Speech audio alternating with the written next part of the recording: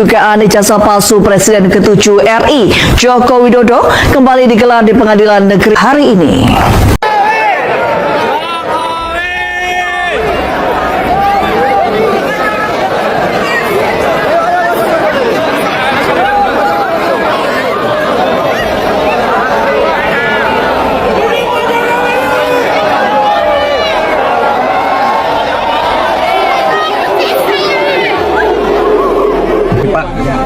Nanti kehadiran Bapak di sidang akan seperti apa, dan beliau tegaskan bahwa nanti saya akan hadir di persidangan dan menunjukkan ijazahnya. Jadi itu hal-hal yang mungkin kalau selama ini masih dipertanyakan oleh berbagai pihak mengenai Pak Jokowi nggak akan hadir, ijazahnya tidak akan tunjukkan, itu tidak benar, dan kami tegaskan Pak Jokowi akan hadir nanti di persidangan dan menunjukkan ijazahnya.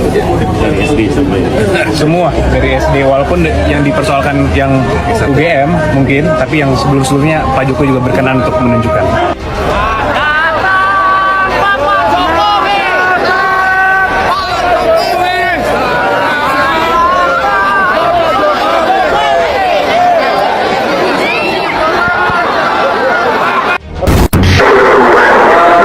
Ya, nanti setelah resmi dari KPU diterima oleh Pak Gunarto tadi, itu melaporkan komisioner KPU baik di Solo, Jakarta maupun pusat ya, itu ke kepolisian.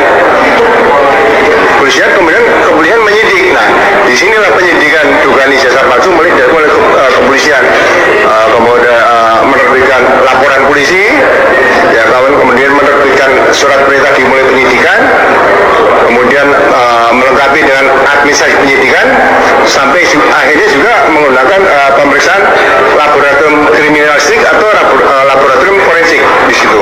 Jadi awal dari pembuktian ijazah yang diduga palsu tadi adalah dengan laporan yang harus dilakukan, melaporkan komisioner KPU tadi ke Kepolisian Negara Republik Indonesia dengan barang bukti adalah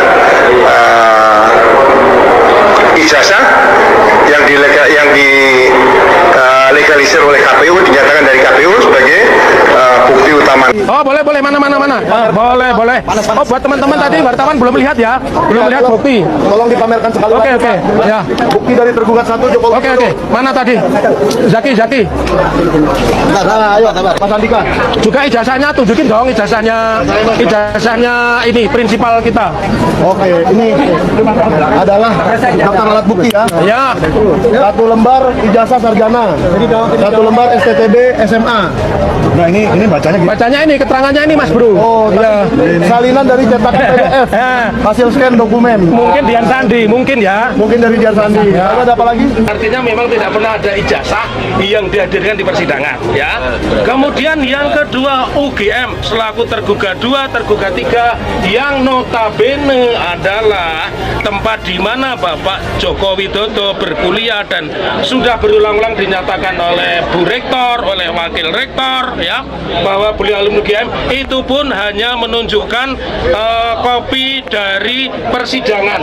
Jadi tidak ada kopi ijazah pun tidak ada. Terkait dengan adanya penyerahan atas ijazah asli atas nama Pak Jokowi kepada Polda Metro Jaya, ini bukan semata-mata karena surat perintah dari penyidik, tetapi disertai pula adanya izin dari Ketua Pengadilan Negeri Surakarta. Bahwa ijazah yang dimiliki oleh Jokowi itu adalah ijazah palsu. Dan kemudian skripsi yang juga dikatakan itu adalah skripsinya Jokowi, itu juga yang tidak memenuhi syarat di dalam proses akademik. Mengapa? Karena Anda tahu ya, kalau namanya Anda menulis skripsi, itu harus ada lembar pengesahan. Dosen UGM bukan? Lalu bagaimana SK Pak Kasmujo bisa ada di tangan saudara itu, caranya seperti apa? Karena saya mendengar dari media itu kan begitu ramai. Ya, terus? Kemudian saya juga diminta sebagai saksi. Ya. Dan saya akan mencoba cari tahu. Saksi di mana? Di sini. Ya, terus mencari tahu. Yang memberi tahu saudara SK itu kan SK itu hanya 2, disimpan oleh Biro Akademik, Biro Kepegawaian atau yang bersangkutan. Kenapa bisa ada di tangan saudara? Saudara bukan dosen UGM, bukan karyawan UGM. Iya, saya nanya-nanya aja. Iya, yang memberikan siapa? Pertanyaan saya. Yang memberikan bidang informasi. Nah, itu masalah serius. Kapan diberikan itu? Iya, karena menjadi tidak konsisten ijazah Pak Jokowi dibilang dokumen negara rahasia. Ini SK pribadi diberikan kepada Anda yang Anda bukan siapa-siapa, ya. Jadi saya lanjutkan pertanyaan saya sebelum kepada substansi. Saudara tadi duduknya di dekat TV atau bisa mendengar persidangan ini lewat TV-nya pengadilan? Speaker saya Ya, udah, oke. Saudara bisa lihat TV di persidangan hari ini. Karena sebelum ditanya, saudara sudah bercerita tentang substansi, itu kami kaget semua di sini. Kita belum tanya tentang substansi, saudara sudah bisa menjawab, kan jadi satu keanehan. Jadi saudara tadi duduk lihat televisi pengadilan. Itu pertanyaan saya, dijawab aja iya, tidak, itu aja. sebagian ya. Ya, oke, terima kasih. Nanti akan kami simpulkan kesaksian saudara itu bobotnya seperti apa. Mengenai pernyataan saya Jokowi anak PKI lah, memang PKI kok gitu, dan itu tidak mengandung peristiwa hukum karena tidak ada larangan anak PKI jadi presiden. Yang saya tuntut adalah kecermatan administrasi, tapi sekarang masalahnya sudah bergeser karena saya telusuri semua ijazah dia palsu. Ijazah SMA dia itu hasil nyuri dari orang yang namanya Joko Wahyudi. Itu punyanya Joko Wahyudi. Cek ke sekolahan, kalau nggak punyanya Joko Wahyudi tembak kepala saya. Kalau Jokowi merasa terfitnah, dia harus lapor ke polisi. Dia nggak lapor ke polisi, tiba-tiba saya ditangkap, diadili secara gelap, ya toh, divonis 3 tahun, ya toh, dan saya masuk penjara 2,5 tahun. Saya pulang, Pak. Keluarga saya sudah dihancurkan, istri saya sudah dihamili. Mendengar sendiri dari ring 1 istana yang membantu Presiden Jokowi sampai sekarang, ya mereka ini nggak mungkin saya buka ya dokumennya. Mereka sampai bilang gini, mereka khawatir presiden pertama di Indonesia ini yang masuk penjara itu adalah Presiden Joko Widodo. Saya mendengar ada konsensus tidak tertulis di negara ini bahwa seolah-olah presiden dan wakil presiden itu kebal hukum. Padahal kalau kita lihat konstitusi kan jelas tidak ada satu orang pun yang kebal hukum di negara ini. Semua warga negara, baik presiden, baik siapapun provinsi di paling bawah itu bersamaan dalam Ya, halo Sobat Politik, kembali lagi bersama saya di channel ini. Kita sudah menyaksikan teman-teman bagaimana cuplikan video yang sangat menarik.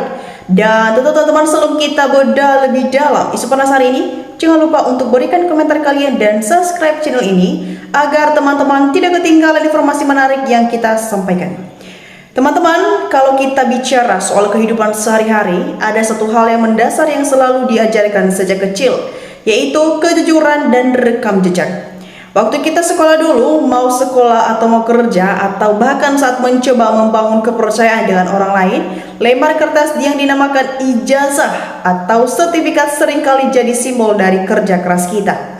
Bukan sekedar lembar kertasnya saja, tapi nilai kejujuran dan proses di balik kertas itu yang bikin orang lain percaya bahwa proses kita betul-betul sudah kita jalani.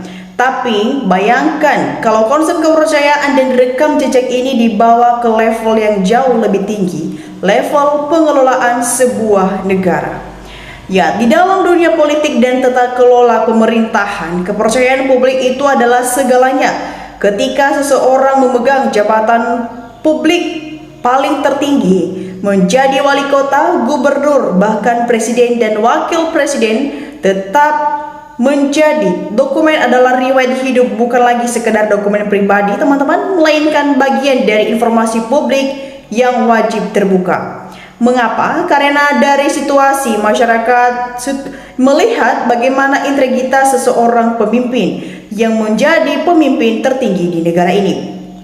Nah, teman-teman, belakangan ini perhatian publik kembali disedot pada dinamika hukum dan politik di tanah air yang cukup hangat, yaitu perkembangan persidangan gugatan civil lawsuit terkait keabsahan dan transparansi ijazah Pak Jokowi hingga dinamika rakyat pendidikan Mas Gibran.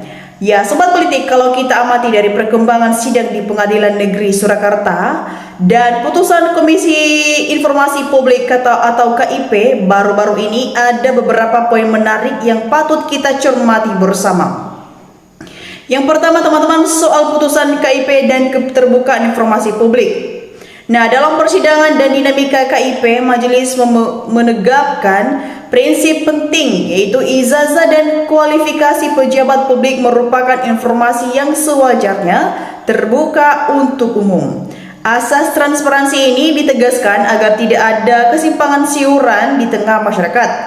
Pihak kuasa hukum dan penggugat terus mendorong agar dilakukan pembuktian dan pencocokan dokumen secara gamblang, bahkan ada opsi bom pinjam barang bukti jika diperlukan di persidangan, guna menjawab keraguan publik secara tuntas.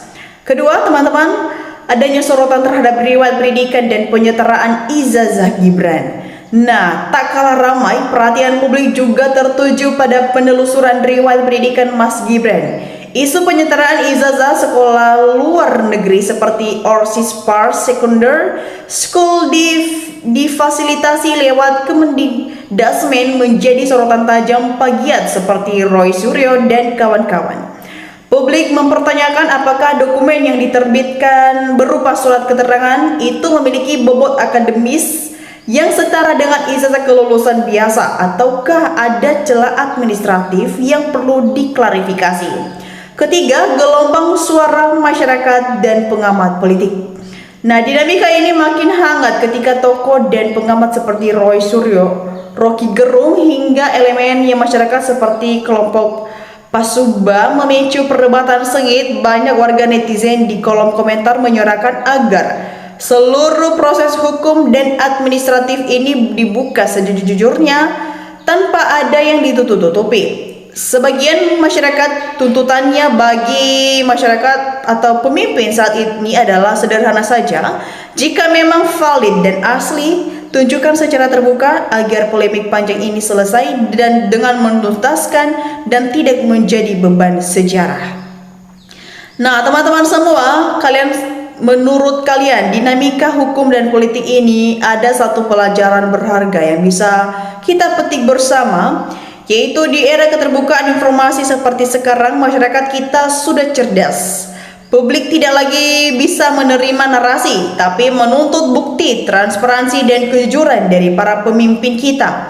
Bangsa yang besar ini adalah bangsa yang menghargai kebenaran dan menjadikan integritas sebagai pilar utama dalam bernegara. Ya, teman-teman semua, bagaimana menurut pandangan kalian sendiri? Apakah kalian percaya transparansi dokumen pejabat ini sudah ditangani dengan baik oleh lembaga hukum kita, atau masih ada hal yang perlu dibuka secara terang lagi?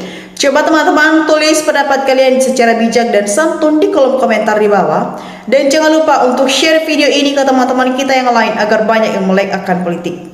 Ya teman-teman, kita melihat juga di kolom komentar di bawah ada banyak tanggapan dari netizen yang sudah memberikan tanggapannya, dan mari kita saksikan bersama teman-teman bagaimana perkembangannya. Ya teman-teman, kita lanjut. Di sini juga teman kita orang bawah memberikan tanggapannya. Dengan kejadian ini hendaknya bisa dijadikan untuk perbaikan syarat pencalonan pejabat.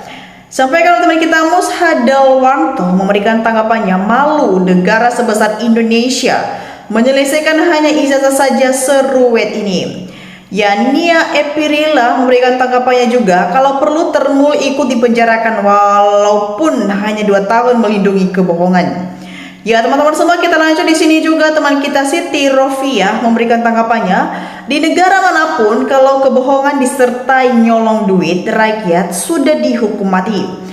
Ya teman-teman semua, Rewards memberikan tanggapannya, kejujuran adalah modal utama untuk keselamatan dunia akhirat.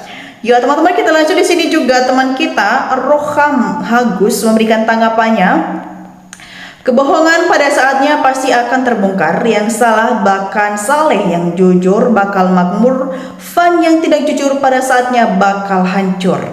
Ya teman-teman semua, kita lanjut. Muhammad Fadirmansyah memberikan tanggapan, jangan ada lagi pemimpin tertinggi sampai bahwa ada ijazah palsu. Ya teman-teman, kita lanjut. Alto memberikan tanggapan, kepolisian sebagai aparatur hukum, apa jadi keparat hukum di kasus ijazah Jokowi? Kalau barang bukti ada kepolisian, kenapa tidak diserahkan ke pengadilan? Penjabat dan aparat pada kaplak, lihat rakyat gaduh dan terpecah belah. Ya teman-teman, kita lanjut di sini juga teman kita Nurdin memberikan tanggapannya. Kepolisian, Kapolda, Basekrim, Termul, pengacara, semua berak-berak mencret, nggak malu. Pembohong masih dibela karena banyak uangnya. Nanti lower seperti ini jangan dipakai, karena dia sudah membela seorang pembohong sampai mati-matian. Bila perlu hukum juga, karena sudah menghalangi pemeriksaan, dan Basekrimnya juga harus dipecat karena sudah memeriksa penuh kebohongan. Ya teman-teman, kita lanjut di sini juga teman kita Untung Sugiharto. Di sini dia berpendapat teman-teman, membela kebenaran adalah ibadah, membela kebohongan demi posisi jabatan adalah kemukaran. Mari tegakkan amar ma'ruf hani murkan. Ya teman-teman, disampaikan oleh kita Tumi Jen Aceh.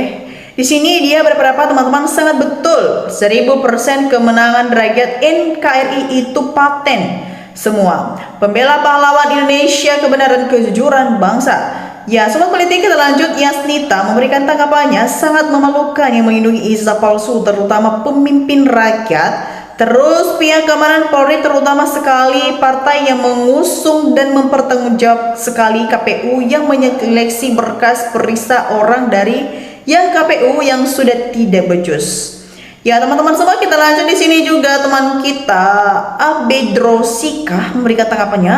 Jokowi berlindung di ketiak Metro Jaya. Bila polisi ingin pulih dari kebencian rakyat, saatnya sekarang tunjukkan ijazah Jokowi. Yang benar jangan dilindungi. Kalau polisi nggak bilang polisi PKI Polri harus jeli, PKI itu akan bangkit yang dikoordinir Jokowi. Nah teman-teman semua, kita lanjut. Muhammad Salim memberikan tanggapannya, suruh minta sama Polda untuk dicocokkan. Kalau Polda nggak mau kasih alasan apa bisa jadi kalau Polda nggak mau kasih, berarti Polda lah yang sengaja melindungi kebohongan Jokowi dan bikin gaduh. Nah teman-teman semua, bagaimana tanggapan kalian mengenai isu polemik dan tanggapan dari teman-teman kita netizen? Dan teman-teman, mari kita juga memberikan opini cerdas kita di kolom komentar di bawah, karena di sana kita akan berdiskusi bersama. Nah teman-teman semua, demikian saja untuk cuplikan video kali ini. Jangan lupa saksikan video berikutnya yang tak kalah menarik dari channel ini. Dan demikian saja teman-teman, salam NKRI, harga mati.